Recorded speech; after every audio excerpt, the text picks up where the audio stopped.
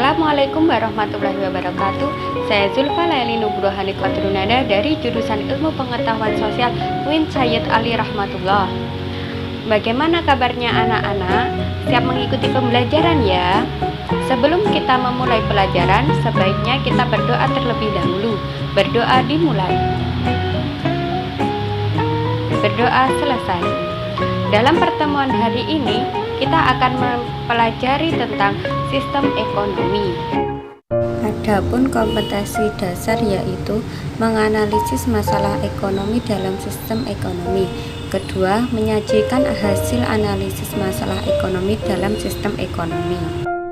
Adapun tujuan pembelajaran yaitu siswa diharapkan dapat menjelaskan pengertian sistem ekonomi, mengidentifikasi macam-macam sistem ekonomi, mengidentifikasi ciri-ciri kekuatan dan kelemahan masing-masing sistem ekonomi. Tahukah kamu apa itu sistem ekonomi? Sistem ekonomi pada dasarnya merupakan suatu cara yang diambil dalam rangka mengatur sekaligus mengorganisir seluruh kegiatan ekonomi, baik ekonomi rumah tangga, negara atau pemerintah, maupun rumah tangga masyarakat atau swasta berdasarkan prinsip tertentu dengan tujuan untuk mencapai kesejahteraan. Aktivitas ekonomi yang dimaksud di sini adalah kegiatan yang dilakukan oleh masyarakat yang meliputi kegiatan produksi, distribusi, dan konsumsi.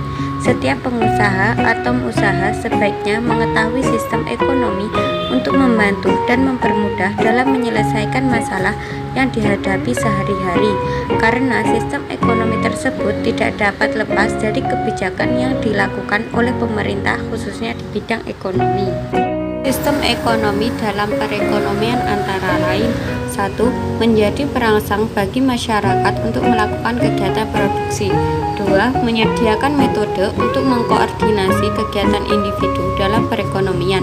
3. Menyediakan mekanisme tertentu agar hasil produksi dapat dibagi secara merata. Terdapat 4 sistem ekonomi, yaitu sistem ekonomi tradisional, sistem ekonomi komando atau terpusat, sistem ekonomi pasar atau liberal, dan sistem ekonomi campuran. Sistem ekonomi tradisional. Sistem ekonomi tradisional yaitu menitik beratkan pada kebiasaan dan adat istiadat dalam menjalankan perekonomiannya. Keberadaan sumber daya alam sangat dibutuhkan masyarakat untuk memenuhi kebutuhan hidup dalam jangka pendek agar dapat bertahan hidup. Masyarakat yang mempunyai sistem ekonomi tradisional adalah masyarakat yang belum ada pembagian kerja, cara mendapatkan barang dengan cara barter atau natura, belum mengenal uang sebagai alat pembayaran, produksi dan distribusi, terbentuk karena tradisi dan hanya untuk memenuhi kebutuhan sendiri atau masyarakat.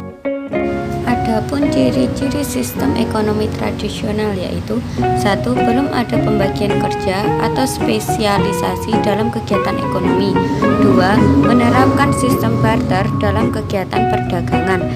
3. Hubungan masyarakat bersifat kekeluargaan. 4. Bertumbuh pada sektor agraris. 5. Kegiatan ekonomi terikat pada adat istiadat. Kekuatan sistem ekonomi tradisional. Pertama, setiap masyarakat termotivasi untuk menjadi produsen. Kedua, tidak terdapat persaingan yang tidak sehat karena produksi tidak ditunjukkan untuk mencari keuntungan. Tiga, dengan sistem pertukaran barter, masyarakat cenderung bertindak jujur. 4. Mendorong hubungan kerjasama dan kerukunan antar individu terjalin erat. 5. Perekonomian masyarakat cenderung stabil. Kelemahan ekonomi tradisional yaitu: 1. Kegiatan ekonomi hanya untuk memenuhi kebutuhan hidup saat ini. 2. Sulit mempertemukan kedua belah pihak yang saling membutuhkan. 3. Produktivitas rendah akibat teknologi yang digunakan masih sederhana. 4. Sulit menetapkan ukuran dari barang yang diperlukan. 5. Kualitas barang hasil produksi masih rendah. Yaitu Indonesia, Afrika Tengah, Ethiopia, dan Malawi. Sistem ekonomi atau terpusat adalah sistem ekonomi di mana seluruh kebijaksanaan perekonomian ditentukan oleh pemerintah, sedangkan masyarakat hanya menjalankan peraturan yang ditentukan. Sistem ekonomi komando ini berdasarkan pada teori yang dikemukakan oleh Karl Marx dalam bukunya yang berjudul Das Kapital tahun 1867. Jadi, sistem ini bersifat memerintah. Sistem ekonomi komando atau terpusat. 1. Sumber daya ekonomi dikuasai dan dimiliki negara sehingga hak milik pribadi hampir tidak ada. 2. Tingkat harga dan tingkat bunga ditentukan pemerintah. 3. Kebebasan dalam berekonomi bagi masyarakat sangat terbatas. 4. Regulasi ekonomi diatur dan ditetapkan pemerintah. 5. Jenis pekerjaan dan pembagian kerja ditetapkan dan diatur pemerintah. Sistem ekonomi komando memiliki kekuatan. 1. Pemerintah menentukan jenis kegiatan produksi sesuai dengan perencanaan sehingga pasar dalam negeri berjalan dengan lancar. 2. Relatif mudah melakukan distribusi pendapatan. 3. Pemerintah bertanggung jawab penuh terhadap kegiatan ekonomi. 4. Program pemerintah cepat terwujud. 5. Pengendalian dan pengawasan lebih mudah dijalankan. Adapun kelemahan sistem ekonomi komando. 1. Tidak ada kebebasan untuk berusaha. 2. Hak milik perorangan tidak diakui. 3. Sering terjadi praktik monopoli yang merugikan masyarakat. 4. Sangat tergantung pada pemerintah. 5. Masyarakat tidak memiliki kebebasan untuk memiliki alat dan sumber daya.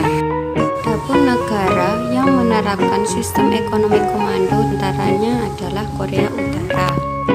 Sistem ekonomi pasar atau liberal adalah suatu sistem di mana negara memberi kebebasan kepada setiap orang untuk mengadakan kegiatan ekonomi. Sistem ini berdasarkan pada teori yang dikemukakan oleh Adam Smith pada tahun 1723 sampai 1790 dalam bukunya yang berjudul The Will of Nation yang diterbitkan pada tahun 1776 dengan ajaran pokoknya yaitu memberikan kebebasan perseorangan di setiap sektor ekonomi. Adapun ciri-ciri sistem ekonomi pasar atau liberal. 1. Sumber daya ekonomi dimiliki dan diatur swasta secara bebas. 2. Adanya pembagian kelas atau status dalam masyarakat yaitu kelas pekerja atau buruh dan pemilik modal. 3. Adanya persaingan usaha yang ketat dalam kegiatan ekonomi. 4. Pemerintah tidak melakukan intervensi atau campur tangan dalam pasar. 5. Pemilik modal berhak memiliki sumber-sumber produksi. Sistem ekonomi pasar atau liberal. 1. Setiap individu bebas melakukan kegiatan ekonomi sesuai dengan keahlian dan keterampilannya. 2. Masyarakat dapat mengembangkan inisiatif dan kreativitas. 3. Adanya persaingan usaha dalam membuat produk berkualitas. 4. Adanya efisiensi dan efektivitas karena kegiatan ekonomi berdasarkan prinsip ekonomi.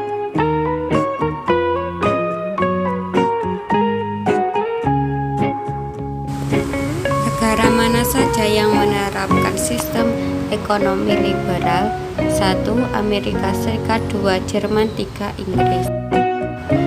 Sistem ekonomi campuran atau komando dan pasar, yaitu sistem ekonomi yang menitik beratkan interaksi antara pemerintah dan swasta dalam melakukan kegiatan ekonomi. Pada penerapan sistem ini, pemerintah dan swasta memiliki peran yang seimbang.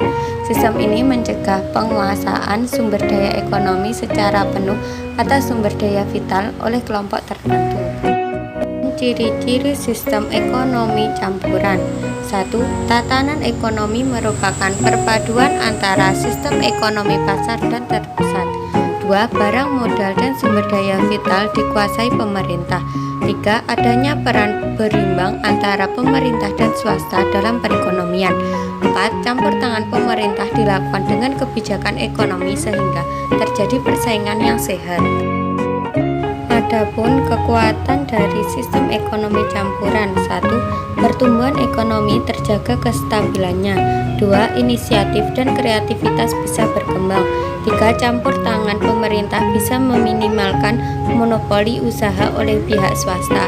4. Pemerintah lebih fokus dalam memberdayakan sektor usaha mikro, kecil, dan menengah atau UMKM. Sedangkan kelemahan sistem ekonomi campuran yaitu 1. Campur tangan pemerintah yang lemah memungkinkan berlakunya sistem ekonomi pasar. 2. Campur tangan pemerintah yang terlalu kuat bisa mendeteksi sistem ekonomi komando. 3. Adanya kesulitan dalam memenuhi kebutuhan masyarakat yang beragam. 4. Timbul KKN karena kurang pengawasan dari pemerintah. Negara yang menganut sistem ekonomi campuran tercatat sebagai negara bekas anggota non-blok, di mana mayoritas terdapat di benua Asia dan Afrika. Mereka adalah Indonesia, India, Malaysia, Mesir, dan lain-lain. Sekian penjelasan dari saya, bila ada kurang lebihnya mohon maaf. Wassalamualaikum warahmatullahi wabarakatuh.